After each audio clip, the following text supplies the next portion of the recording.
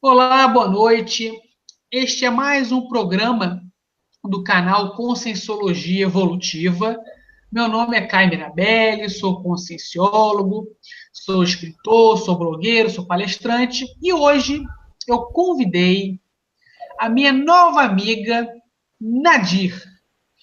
A Nadir vai discutir comigo, vai nos ensinar, vai aprofundar com a gente sobre mediunidade, psicografia, espiritismo.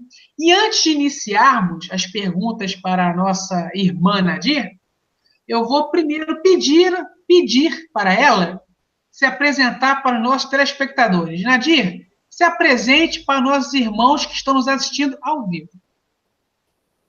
Primeiramente, boa noite a todos.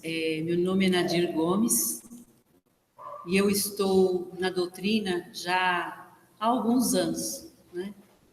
Foi com 28 anos que eu busquei a doutrina espírita para sanar uma série de problemas e dificuldades que eu estava passando. Mais alguma? Muito bom, muito bom. Então, vamos continuar. A primeira pergunta, Nadir, é o seguinte: quando você iniciou no Espiritismo? Quando que você iniciou no Espiritismo? Eu iniciei com 28 anos, mas vamos fazer um retrocesso para saber por que eu fui buscar a doutrina, né? Eu fui uma criança que eu tive muitos problemas, muitas dificuldades de ordem mediúnicas, mas não sabia, né? Vivia na ignorância. Então, eu fui uma criança amedrontada, né? Uma criança que não tinha uma família que tinha esse preparo. Eu era católica e aos 19 anos, até a idade de 19 anos, eu era muito fechada, eu sofria muito impacto quando eu chegava perto de alguma pessoa e essa pessoa estava com algum problema, tanto físico como de ordem mediúnica ou emocional. E eu sofria aquilo e não sabia, achava que era meu. Não conseguia falar, uma série de coisas. E com 19 anos, acho que de tanto passar por essa série de agressões, né, espirituais, psicofísicas, assim, né, eu passei a ter convulsão. Eu não conseguia estudar, não conseguia trabalhar. Minha vida era parada. Vivia em casa, considerada doente. E aí, mesmo assim, tendo essas convulsões, eu tentava sair, eu tentava seguir minha vida. Mas caía na rua, passei a ter muita convulsão dormindo, né? E fui. Com 28 anos, eu estava num estado, assim, deplorável, né? Minha situação era... eu já não conseguia mais discernir o que era encarnado. Eu não sabia o que era. Eu conversava com pessoas que eu achava que eram vivas e não eram, eram desencarnadas. E as pessoas me achavam estranha. E um dia, através de uma amiga, ela me indicou, né, para mim buscar a Federação Espírita. E eu bati na Federação Espírita, bati na porta daquela casa ali, com 28 anos, no auge do sofrimento, né? Eu já estava me vendo uma pessoa perturbada e louca futuramente, né? Não tinha mais solução para mim. Cheguei ali naquela casa, fui recebida com aquele carinho por aquelas senhorinhas, ainda era aquela casa antiga ali da Rua Japurá, não era o prédio que é hoje, né? E comecei, né, aquela luta para permanecer ali dentro, e era muito difícil. Eu tenho, assim, cá comigo uma vitória, porque eu fui sozinha e não precisou de ninguém me levar, né, apesar do estado que eu ia, e eu caía na rua, não tendo convulsão, eu caía simplesmente, tropeçava, me machucava toda, né? Mesmo assim eu ia, não faltei durante 3 anos, e 3 anos eu passei pela desobsessão e não saía daqui. Mas um dia, conversando com uma das dirigentes, fui fazer o curso logo de cara também, né? Ela falou para mim que tudo aquilo que eu sentia era de ordem mediúnica, porque a minha mediunidade era muito aberta, muito sensível, que eu era uma verdadeira esponja, como a gente costuma falar, né, hoje em dia. Então, eu comecei, aí daí dos 28 até os 33 anos, né, que eu fiquei nessa luta de curso, de tudo. Com 33 anos, eu comecei a trabalhar mediunicamente e, milagrosamente, as convulsões desapareceram. Mas até então eu já tomava remédios fortíssimos, desde os 19 anos, né? E sempre fica sequelas. Mas as sequelas ficaram dos remédios e não propriamente das convulsões, que era, na verdade, assédio, né, espiritual, por uma obsessão muito forte que eu trazia comigo. E foi por conta desse sofrimento que eu venci os preconceitos, os medos que eu trazia para ir buscar a doutrina espírita. E ali é que eu me reencontrei. Com 28 anos, posso dizer que eu comecei a viver. Eu voltei a estudar, comecei a trabalhar e estou aí seguindo esse caminho aí, já com umas certas aquisições, que foi com muita luta, mas foi um divisor de águas para mim, a doutrina espírita na minha vida.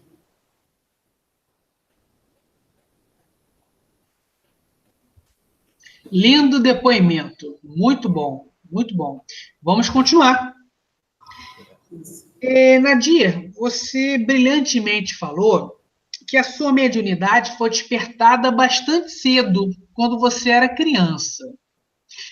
Eu queria entender qual era a relação dos seus pais com você, externando os sintomas da mediunidade não trabalhada. Como é que seus pais observavam essa situação acontecendo com você? Como é que eles lidavam com você? É assim, na verdade, é uma situação muito delicada, né? Porque eu era a segunda de uma família de 11 filhos. Então, uma mãe com 11 filhos, você imagina, cada um no estado, cada um trazendo uma história, uma problemática, né? Um pai muito difícil, uma obsessão muito grave, sabe, com vícios dificílimos. Nós passando todo tipo de necessidade que você possa imaginar. Um problema a mais ou um a menos no meio da família, acho que passava até desapercebido. E eu sempre fui muito discreta. Eu tinha uma intuição, alguma coisa me falava que aquilo que eu passava era alguma coisa diferente e eu não falava. Aquilo que eu percebia, aquilo que eu via, aquilo que eu escutava, eu não comentava com ninguém. Eu trazia aquilo trancado dentro de mim. Mas eu tinha muito medo, verdadeiro pavor de entrar num quarto escuro. Podia estar iluminado, a porta aberta, mas aquele canto escuro eu não ia de jeito nenhum. Então, desde os que eu me conheço por gente, 2 anos, 3 anos, 4 anos, eu tinha esse pavor, esse medo. Tinha que dormir com luz acesa e tudo mais, mas não diferenciava muito dos meus irmãos, que todos tinham mais ou menos esse traço. Então, assim, eu fui se tornando mais grave à medida que eu fui crescendo, que eu fui ficando uma pessoa muito nervosa. Apesar de tudo, eu nunca dei problema. Enquanto eu estudei na infância, não dei problema de aprendizado, não dei nada disso. Aprendia tudo, fazia tudo, tinha um amor por estudar muito grande, mas não me relacionava com ninguém, não conversava, não tinha amizades. Então, eu vivia num mundo meio que fechado. Minha mãe vivia tão rodeada de problemas que, para mim, coitada, para ela eu era uma filha quieta, comportada. E não dava problema, entendeu?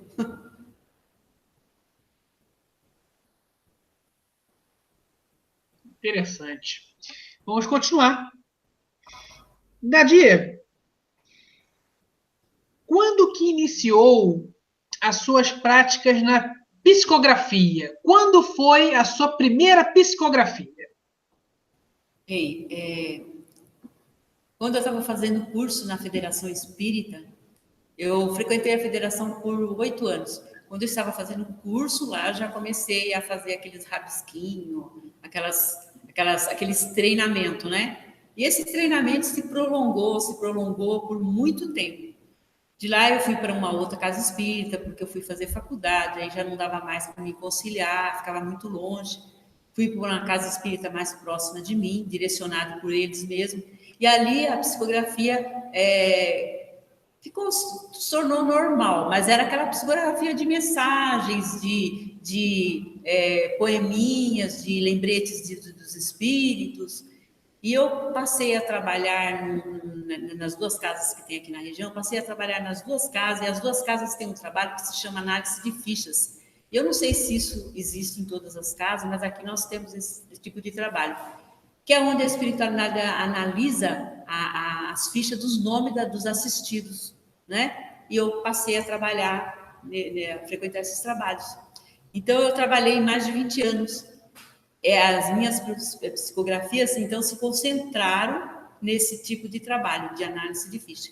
Mas, além disso, eu também passava mensagem para casa, de direcionamento, mensagem de confortos. E foi assim, logo de início, né, quando eu entrei na doutrina, eu já comecei a sentir essa parte. Mas, aí para vir uma coisa mais ostensiva, mais produtiva, demorou bastante.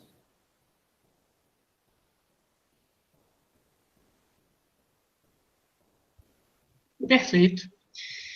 Nadia, a psicografia é um fenômeno mediúnico onde os espíritos se conectam energeticamente no médium e podem utilizar várias formas de comunicação, inclusive segurando a mão do médium para escrever cartas, livros, textos. Qual tipo de psicografia você mais utiliza, você mais exterioriza? É pela mão? É pela audição? É pela telepatia? É pela visão? Qual o maior tipo de psicografia você faz? A minha eu acredito que seja a telepatia, porque eu começo a escrever e não é uma mediunidade mecânica e nem inconsciente, né? É muito consciente, mas vamos supor, quando é um grande volume de coisa que eu tenho que escrever, no caso de livro, essas coisas, se é uma mensagem, ela vem passo a passo, né? Cada frase vai vindo, passo a passo eu vou escrevendo. Agora, se é uma mediunidade, se é um volume maior, dá-se uma coisa assim, até meio difícil de explicar. Vem como blocos de ideias, e eu tenho que transformar aquilo muito rapidamente em palavras, entendeu? Eu percebo, eu vejo aqueles blocos de coisas acontecendo, e eu tenho que correr para transformar aquilo em palavras. Não sei se dá para você entender muito bem, mas eu acredito que seja intuitiva, né? Mas em todo o processo vem também, se eu estou descrevendo alguma coisa, vem toda a situação, vem todo o contexto que está ali inserido aquela psicografia. Ótimo. Além de livros, Nadia, você também já psicografou cartas e textos? Cartas a gente psicografa assim. Eu nunca psicografei cartas, já algumas vezes, mas para pessoas conhecidas, para assim, pessoas desencarnadas. O que acontece aqui na nossa casa, na análise de ficha, é que a espiritualidade manda mensagens para os assistidos. E aí vem as mensagens, recebem as mensagens. Isso eu faço. Texto, sim, porque tem um outro trabalho, que é um trabalho de artes, e a gente vem textos sobre um quadro, por exemplo. Aí tem aquele quadro bonito, vem o espírito e escreve alguma coisa sobre aquele quadro, relacionado com aquele quadro. Perfeito. Nadia, depois que você começou a trabalhar melhor e a desenvolver a sua mediunidade, você passou a ver e ouvir com mais frequência os espíritos ou com menos frequência os espíritos? Assim, ouvir é raro, mas às vezes eu ouço frases inteirinhas, né? Mas é mais raro. Mas por um período, por períodos. Na época eu vi os espíritos, depois melhorou quando eu estava fazendo os tratamentos. E dependendo do trabalho que eu estou, eu vejo demais. Quando eu comecei a escrever livros, aí abriu-se muito esse campo da visão, da vidência. Eu passei a ver muitos os espíritos, E dependendo da situação que eu estava narrando, o espírito estava narrando ali, eu chegava a ver tudo, toda a situação, né? Toda a situação do espírito. Eu posso falar do primeiro livro que eu escrevi? Para mim. Pode e deve. Então, o primeiro livro que eu escrevi é esse aqui, que se chama. O livro se chama Distante de Deus, e foi psicografado por um espírito chamado Fábio. Ele narra aqui que para escrever esse livro, ele teve que ficar próximo de mim durante 2 anos, para me assimilar a energia dele, que ele estava num estado bastante deplorável espiritualmente falando, mas já estava em tratamento espiritual e tudo que foi permitido para ele escrever esse livro tudo. Então, na primeira vez que eu vi, eu estava num trabalho mediúnico, eu estava num trabalho de estudo, na verdade, e as pessoas estavam treinando. E eu terminava um curso, eu começava outro, terminava, eu começava, eu entrava de novo, né? Eu já estava acho que na 4ª ou 5ª vez no mesmo curso. Só para não ficar sem estudar, na casa aqui eu participava. E eu percebi quando aquele espírito chegou próximo, me sentou como se estivesse próximo e começou a escrever. De repente, parece que ele foi para frente e eu me afastei. Estava atrás e eu vi ele direitinho na frente de mim, assim, sabe? Escrevendo. Foi uma coisa bem estranha. Foi, assim, a primeira vez que eu senti que foi diferente. Não veio blocos de ideias. Eu me vi atrás e ele sentado na minha frente e escrevendo. Aí que eu fiquei observando como ele era, tudo, né? E ele passava a situação dele, ele chorava muito, e eu via toda aquela... Ele estava muito marcado, né, fisicamente, tudo. E é uma história muito densa, esse espírito morreu no Carandiru, na década de 70. As pessoas pensam que, quando fala Carandiru, pensa-se sempre naquele problema que teve lá, grave, tudo. Mas foi bem antes disso. E ele trazia toda aquela problemática. Então, na época que eu estava escrevendo esse livro, eu me via, era muito interessante, eu me via assim envolvida por odores de tóxicos, de álcool, parecia que eu estava até bêbada. Eu andava de um lado da rua e eu sabia que tinha muitos espíritos do outro lado me seguindo, assim, tipo, andando paralelamente comigo, entendeu? Isso começou antes de eu começar a escrever, e eu não entendia, mas depois, quando começou a vir a psicografia, eu percebi que era do livro. Então, todo o tempo foi isso daí. Quando ele começou a descrever a época do Carandiru, e eu entrava, assim, mentalmente naquele ambiente, eu vi muita coisa ali, muito mais do que está escrito aqui no livro. Toda aquela situação que era ali, entendeu? Então é muito denso e você vive, né, vivencia toda aquela situação, vivenciava toda a situação dele ali e de toda a condição que era aquele local. Foi 2 anos que demorou a psicografia, o livro é fino, mesmo assim demorou 2 anos porque era muito difícil. Paralelamente à psicografia, eu também dava a comunicação dos espíritos, inclusive dele próprio. Às vezes ele parava de escrever e começava a dar a comunicação, ia chorar e falar toda a situação dele e o sofrimento dele. E trazia-se também espíritos de lá, com ligação. Todos os espíritos, inclusive espíritos que estavam tentando impedir que esse livro viesse à tona, foram trazidos no trabalho e eu passava as comunicações dele pela psicofonia. Então, era um trabalho duplo, né? Além de escrever, também tinha as psicofonias. Perfeito. Você escreveu quantos livros psicografados? Então, editado eu tenho 4 até agora. Mas tem um que já está escrito e está na editora para sair, que é o segundo aqui do Fábio, do nosso irmão Fábio. Né? Então, no total, são 5 livros, e eu estou escrevendo o 6º agora. Temos 2 perguntas de telespectadores. Uma pergunta do Tiago, ele pergunta para você, Nadia. Ele pergunta assim: Nadia, qual foi o fator determinante para você dominar e direcionar a sua mediunidade? O fator dominante foi o sofrimento, né? Na verdade, a gente sofre tanto que Eu lembro que na federação falei que eu passei por 3 anos de desobsessão, e apesar de estar estudando, eu não saía. Então, 3, 4 vezes por semana eu estava ali na federação, e eu moro distante dali. E eu ia, não faltava um dia. Eu não tinha confiança de ir em outros centros, porque eu não conhecia, entendeu? Então, para mim, era só lá. Então, assim, na verdade, o sofrimento era tanto que eu achava que se eu não me cercasse de palestra, de curso, de passe, eu não conseguiria sair daquela situação em que eu me encontrava. O fator determinante foi a forte obsessão que eu trazia. E chegou uma época que eu percebi que não adiantava eu ficar só, demorou, não foi do dia para a noite. Não adiantava eu ficar só chorando, só ali no passe, entendeu?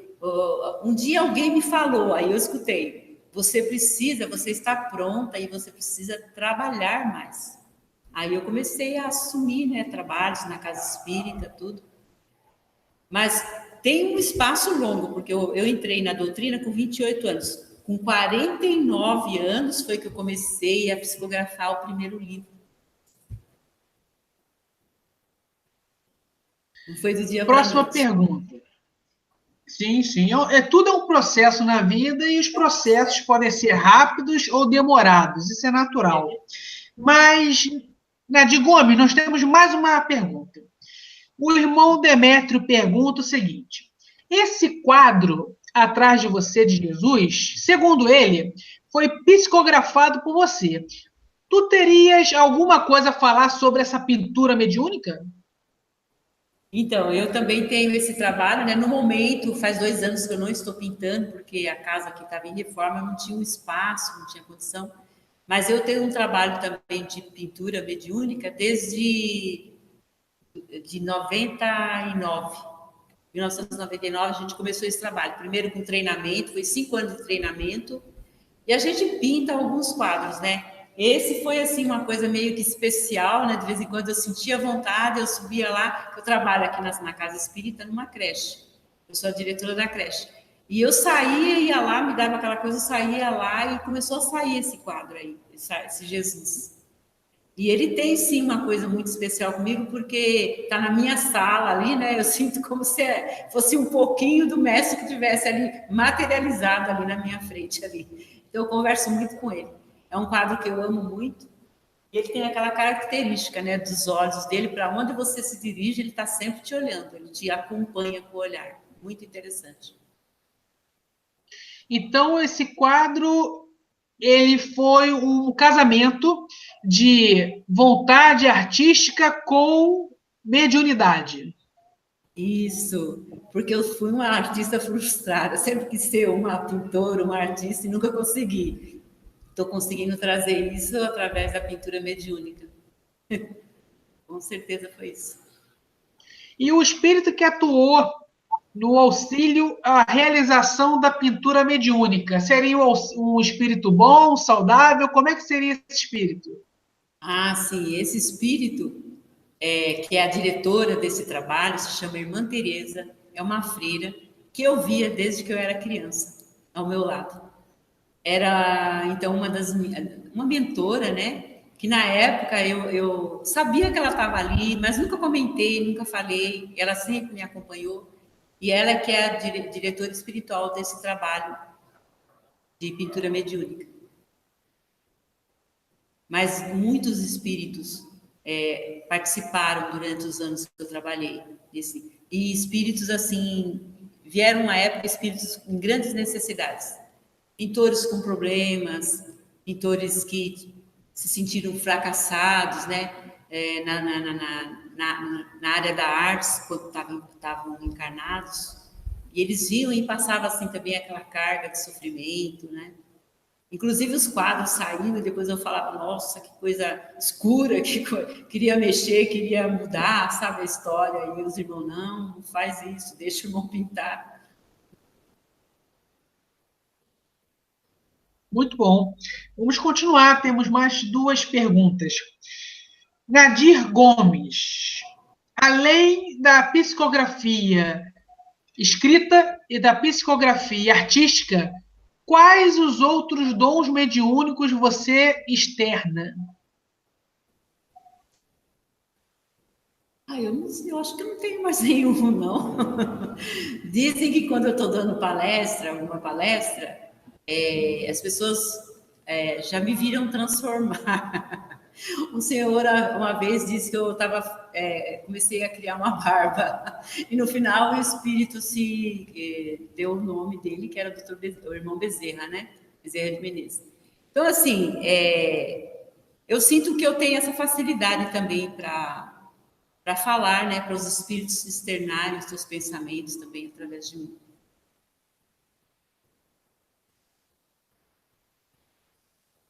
Temos, Nadir Gomes, agora nós temos uma pergunta da telespectadora Josiane Melo.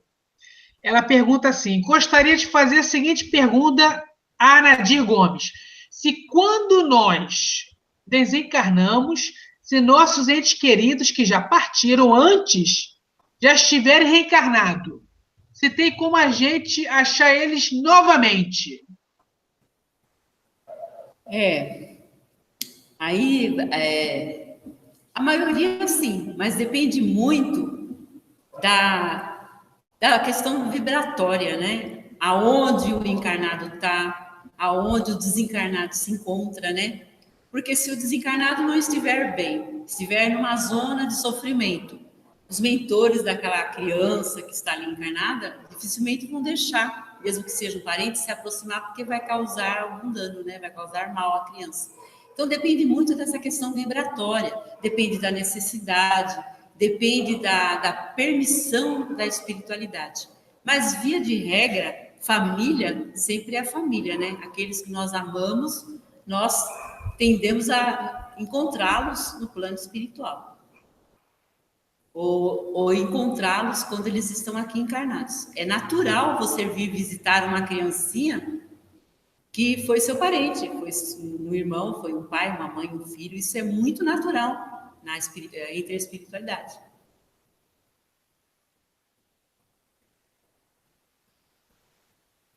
Eu vou também responder a pergunta da Josiane. Vamos ver se a Nadir concorda com a minha tese. Josiane, é o seguinte, sua pergunta é muito interessante, porque acontece, nesse caso aí, três coisas. Ao desencarnar, ao falecer, a pessoa X, ela retorna à pátria espiritual, ela vai retornar com a dimensão espiritual da onde ela é afinizada com os pensamentos, ideias e sentimentos.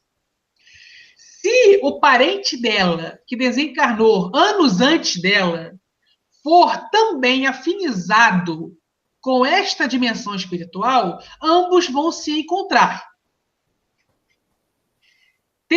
Se o seu parente, que desencarnou anos antes de você, for afinizado com pensamentos, ideias e emoções de outra dimensão diferente da sua, para vocês se encontrarem, precisará de muita vontade e de intervenção dos amparadores.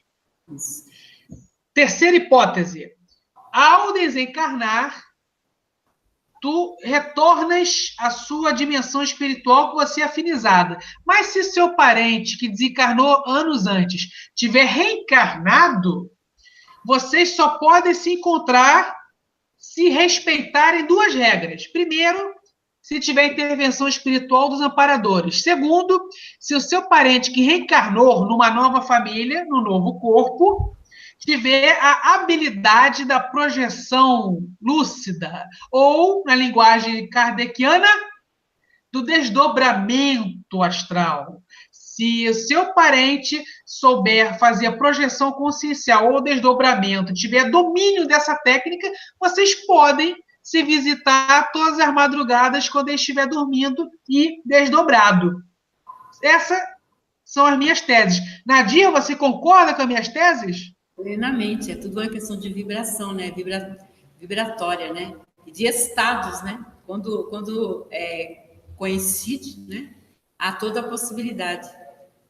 Tanto que eu já fui visitar minha avó na espiritualidade, e ela está sempre presente na minha casa, nos evangelhos, tudo. Então,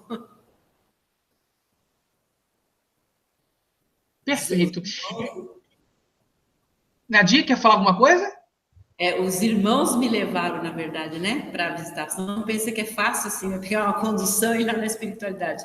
Os irmãos mentores me levaram na casa da minha avó. E ela tem uma casinha lá, muito interessante. Nadir, bateu uma curiosidade agora. Tu já sabes a dimensão espiritual, a sua pátria espiritual original, que você retornará um dia, que a gente espera que demore muito, mas um dia, quando você precisar retornar, tu sabes onde fica, como funciona? Eu não sei. Ainda não me contaram.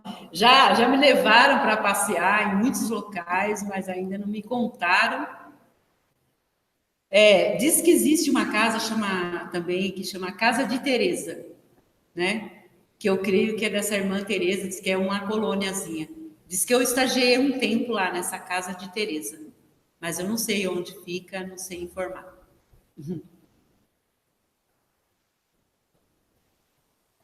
Vamos continuar. Vamos fazer agora. Infelizmente, estamos caminhando para o final do programa, que está maravilhoso, mas vamos fazer a última pergunta.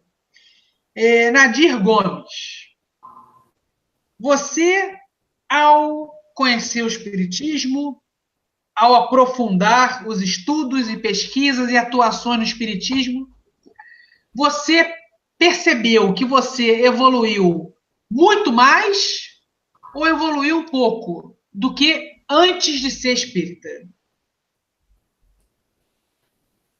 Muito, muito mais, não sei. Não vamos exagerar, mas que houve uma evolução, houve. É inegável que a gente age de uma forma e depois que a gente adentra o Espiritismo, começa a entender, a estudar o Evangelho, né? A gente se encontra Jesus aqui no Evangelho, né? Principalmente no texto do capítulo 6, lá do jugo leve, que você vê que é ele falando com você, e você não tem outro caminho, né? Não tem outro caminho a seguir. É você aceitar, porque o Espiritismo me mostrou que eu existia, existe e vou continuar existindo. Me mostrou que eu vivi muitas e muitas vidas, algumas das quais o meu mentor, atualmente, um deles, que é o Juliano Sétimos, né? Me mostrou algumas delas, algumas passagens, para me entender o meu hoje. Então, tudo isso eu devo, com certeza, a fazer parte ser uma estudante, né, da doutrina espírita. E ser, assim, vamos supor, estar me colocando, né, à disposição para trabalhar na doutrina espírita. Nadir, antes de encerrarmos a entrevista, eu queria que você mostrasse para os nossos telespectadores e para mim também os seus livros psicografados. Mostra para a gente a capa deles, o nome deles e faz um resumo rápido da história de cada um. Tá certo. O Distante de Deus, já falei, né? É uma história de um rapaz que se envolveu no tráfico de drogas, foi preso, desencarnou no Carandiru, naquela época. Lá ele teve contato com o espírito trevoso que dirigia aquela casa, aquele local lá, e desencarnou, passou a fazer parte daquela situação, né? Daquele espírito, daquela organização, que é chamada organização, e sem perceber, ele tinha que servir aquela organização. Isso demorou 19 anos, até que ele foi resgatado por uma equipe espiritual e por uma mãe amorosa, que era a mãe daquele ser que dominava ali o Carandiru e que estava buscando reintegrar no bem novamente há 400 anos, que chamava-se Adelaide. Então foi uma luta e ele foi resgatado numa situação muito difícil, que estavam fazendo experiências químicas com ele. E a espiritualidade nos informou na época que toda a situação das drogas daqui hoje O livro ficou pronto em 2001 e hoje a gente vê que essa é uma realidade, né? Todas as drogas que hoje aparecem aqui são manipuladas primeiro lá na espiritualidade inferior, os irmãos inferiores, nossos irmãos que trabalham para o mal, vamos dizer assim, né? Devido à sua ignorância. Esse foi o primeiro. Quando eu terminei ele, apresentou-se para mim um soldado romano, vou mostrar a capa do segundo, muito imponente, muito assim, sabe? E começou a travar uma conversa comigo e eu percebi que eu conhecia aquele espírito. Eu conhecia aquele espírito há muito tempo, eu tinha alguma coisa a ver com ele, era um reencontro. E ele me falou assim, agora que você conseguiu escrever você tem maturidade, você adquiriu maturidade para nós começarmos o nosso trabalho. E ele começou a me passar uma vida no Egito, 240 anos antes de Cristo. Então, essa vida se transcorre, é a história de uma sacerdotisa que se envolveu também com o mal lá, e ela indiretamente foi a causa da queda do faraó, do reino legítimo do Egito. Com ele, com Nertanebu II, que era o último faraó da linhagem legítima, encerrou-se aquele Egito que a gente conhece, dos faraós, daquelas linhagens todas. A partir daí mudou-se toda aquela situação, por conta dos atos dessa sacerdotisa que envolveu esse faraó. E o Juliano se encontra aqui como Ozamba, né? Um príncipe. Muito interessante essa história, muito densa e muito sofrida. E no encerramento dela, um espírito se apresenta, depois de uns anos, chamando aquelas pessoas, aqueles seres que participaram dessa história aqui. E todos se apresentam e ele fala que iríamos todos eles recomeçar uma nova história coletiva. E que eles iam ter uma oportunidade maravilhosa, porque eles iriam reencarnar no momento em que a luz maior de Deus ia se fazer presente no planeta. Então, comecei a narrar essa história, que é da época de Jesus. E, coincidentemente, essa história como que atravessa o livro do Chico Xavier há 2000 anos, porque muitos dos personagens do Chico, como Públio, Lívia, Pilatos, estão aqui também. Alguns dos apóstolos também passam aqui. Porque a personagem principal, que é Naira, o pai dela era uma alta figura lá de Roma, né? Conhecia muito, um senador romano também, igual Públio, eles se conheciam. E o pai do Juliano, no caso, que é Juliano VII, nesta vida aqui, que ele tinha esse nome, aceitava esse nome, era um general e ele foi um grande comandante romano. E ele parte de Roma numa época para fazer vistoria das cidades-estados, e ele chega às portas de Jerusalém no dia da crucificação de Jesus. Ele chega às portas de Jerusalém nesse dia da crucificação de Jesus. A partir daí, vem se narrando ele tem um contato muito grande com os irmãos de Betânia, que é Lázaro, Marta e Maria, né, que socorrem a esposa dele, um laço que ele cria muito bonito com essa família. E a partir daí narra-se todo o desenrolar da história. Termina com uma traição, né? Mas é muito interessante, muito bonito. E muitos personagens que ficaram indefinidos ali, desapareceram, os grandes responsáveis por toda aquela traição, onde morreram mais de 1000 pessoas em 2 dias, vão reaparecer aqui por findar da história. Essa história que esse aqui Roma chama Roma, e o subtítulo dele é de Meus Amores e de Minhas Dores, porque eles amavam, né? Tanto ele como a esposa amavam Roma, eram romanos, eram patrícios, eram pessoas que tinham orgulho daquela pátria. Meus amores e de minhas dores, porque eles sofreram horrores por ser romano. E aqui vai reaparecer como Roma na luz do anoitecer. E eu perguntei, foi a primeira coisa que eu perguntei para o Juliano, por que do título? Ele falou para mim, porque Roma estava na luz, porque a luz do Cristo já se fazia presente no mundo e em Roma também. E por que era o anoitecer? Porque eles não entenderiam a imagem, não iriam entender a imagem como não entenderam e puxaram para eles mesmos uma noite terrível de sofrimento.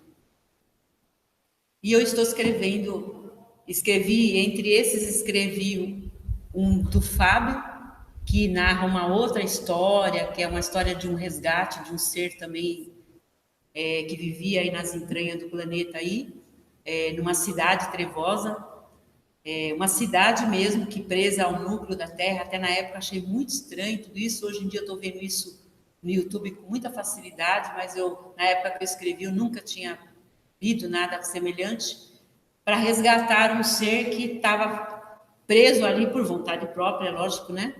Com um domínio imenso no mal, preso desde a época de Jesus. Desencarnou e não reencarnou mais. O peso das suas ações eram tão graves e tão grandes que ele foi se afundando vibratoriamente, afundando. Houve uma época que ele até conseguia vir à superfície. Por uns 500 anos ele conseguiu vir à superfície. Depois disso ele já não conseguia mais. Ele ficou preso lá e ele teve assim muita influência em toda aquela época da Inquisição e tudo mais, aquelas coisas, aquelas situações difíceis que a humanidade passou. E ele, graças a Deus, pelo que consta no meu livro, ele foi resgatado e foi um dos que já foi retirado do nosso planeta para outro orbe onde ele vai aprender e vai tentar refazer a sua vida sob o comando de Jesus. São esses os livros.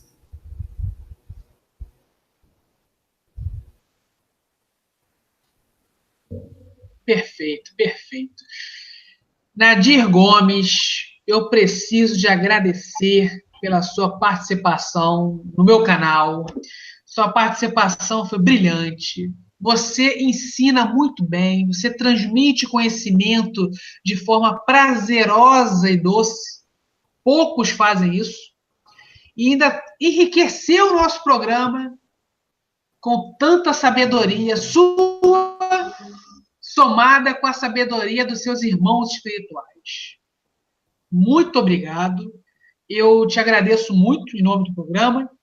Também agradeço aos irmãos Demétrios, ao irmão Tiago, por terem feito toda a parte tecnológica e instrumental para que nossa entrevista sublime pudesse acontecer. Agradeço também a permissão dos seus mentores espirituais por terem autorizado a sua participação e por terem mantido tudo na mais perfeita ordem. E agradeço também aos telespectadores que acompanharam, que enviaram perguntas e os que visualizaram. Agradeço muito também. Nadir Gomes, tenha uma excelente noite. E antes de encerrar o programa, se despeça dos nossos telespectadores. Eu é que agradeço a oportunidade, o convite generoso. Sabemos que não é fácil para a gente, né? Estar aí falando dos nossos livros, muitos obstáculos surgem. Eu agradeço muito, e não sou só eu que estou agradecendo, não, porque estou sentindo aqui toda a cúpula, aqui, principalmente o meu irmão, o meu querido Juliano, que está aqui do meu lado, entendeu? E você falou do amparo, realmente, porque está toda uma equipe de soldados, que ele ainda tem essa coisa, quando ele se apresenta como esse comandante, todos aqueles ex-soldados que o acompanham, que o ajudam, que trabalham hoje na doutrina, se transvestem também como esses romanos, e a gente vê eles assim, todos ali postados ali em nome do Cristo, né? E eu só tenho a agradecer, e agradecer pela sua gentileza e a gentileza do Demétrios, do Tiago, né? Pelo carinho que eles têm para comigo. E nós somos uma pessoa humilde que está aí batalhando aí para fazer alguma coisa, né? Porque é a nossa obrigação, na verdade.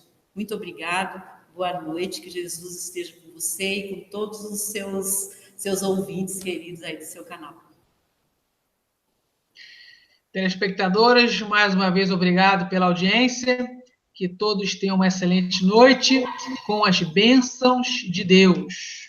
De Deus, com certeza.